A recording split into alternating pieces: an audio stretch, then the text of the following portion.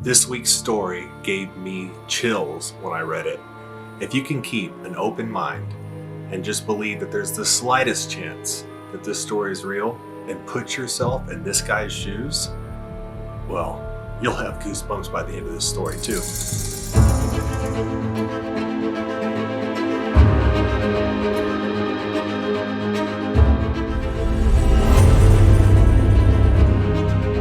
I'm going to tell you this story as if I was the one that reported it, and I'm going to do it in the Dark Secrets fashion, immersive storytelling.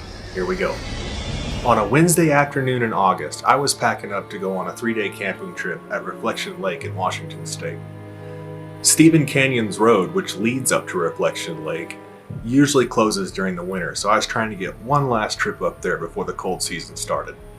I arrived at Reflection Lake about an hour before dark, and the lake was just as beautiful as I remember it every time I go. The water was glass smooth, with ducks and geese dotting the surface.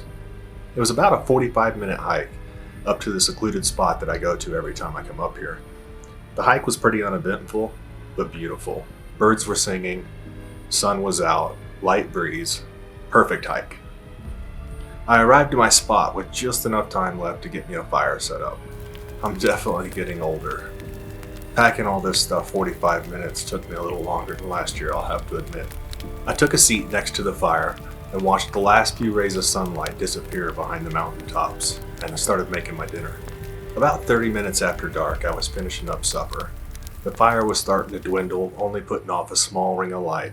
Beyond that, pitch darkness. And that's when I heard a thud right outside my fire's ring of light. I looked in the direction of the noise, just in time to see a medium-sized rock roll into the light of the fire.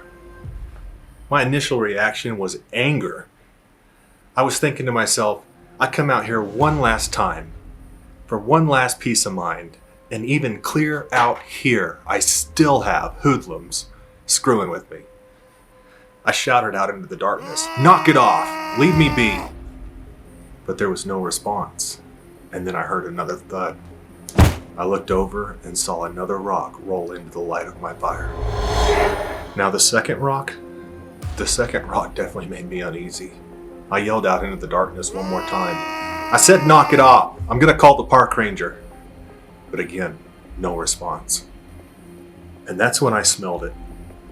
It was a strong, pungent odor, like a mixture between skunk and wet dog.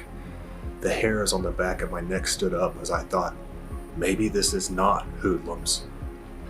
I decided to take refuge in my tent. It was just thin material held up by flimsy poles. It offered no real protection, I knew that.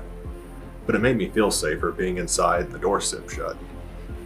I can remember from inside my tent, there was a little bit of light on the side of the tent facing the fire. I could see the glow of the fire through the tent.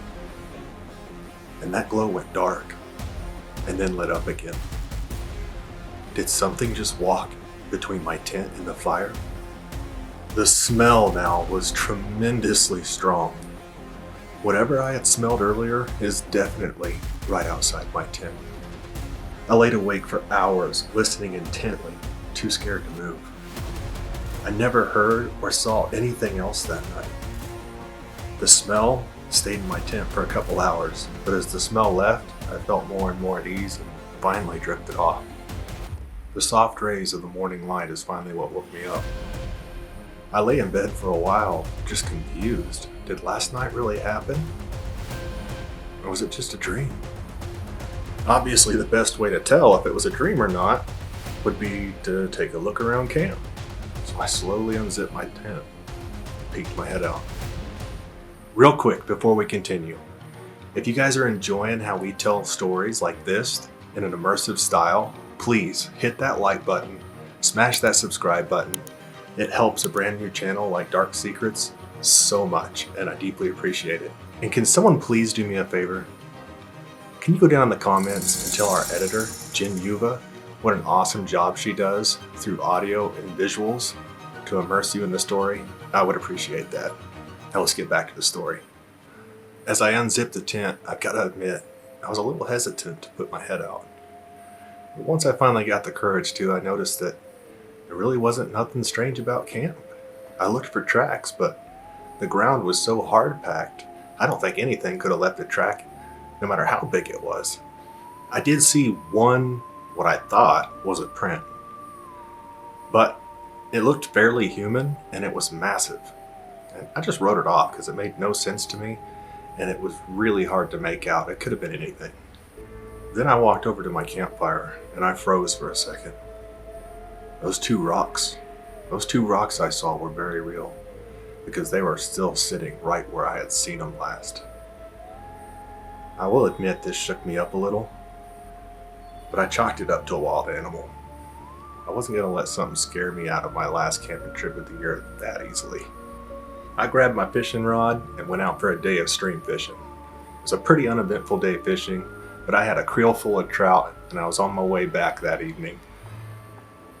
And as the sun set, I started getting uneasy again. Was this wild animal going to return? What was it? I tried to push it out of my mind. When I arrived back at camp, I still had about 30 minutes until dark, so I washed up a bit and started getting ready to cook my fish. The fire was crackling, my skillet was hot.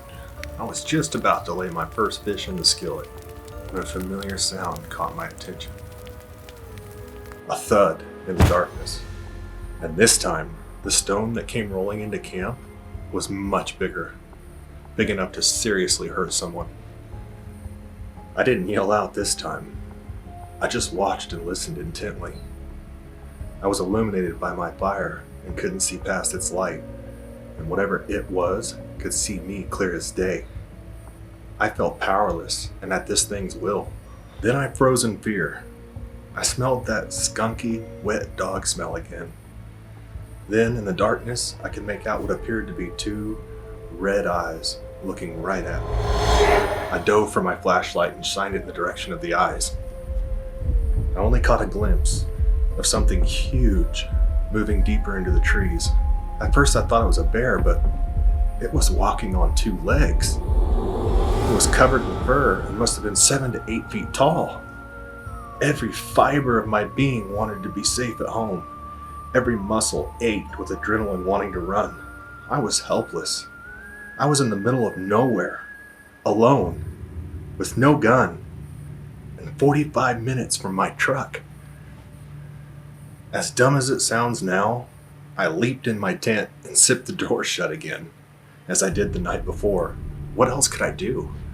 As I was trying to collect myself, I heard a heavy breath right outside my tent. The hairs on the back of my neck stood on end with anxiety and fear. I watched the side of the tent slightly bulge in, as if something was pushing on it, then backed off. Then I felt something touch me from behind. Absolutely frozen in paralyzing fear.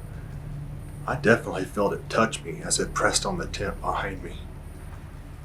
Then it backed off again. I sat silently while it went through my camp.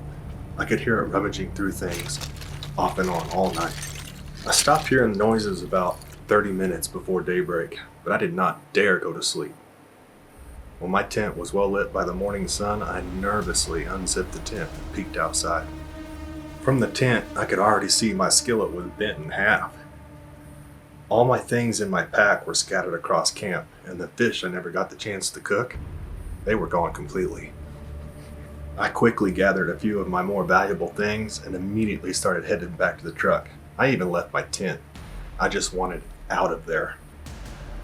All the way back to the truck, I kept checking behind me, but never saw a thing. I'll never forget how good it felt to be back in my vehicle and feel a sense of safety. That was 4 years ago now. I've not went camping anywhere since that trip. I haven't had the courage to tell anyone this story out loud. Doing it anonymously on the internet is allowing me to get it off my chest and not be judged by friends and family. Hey guys, thank you for watching and thank you for supporting Dark Secrets. And remember, keep an open mind and I'll see you in the next one.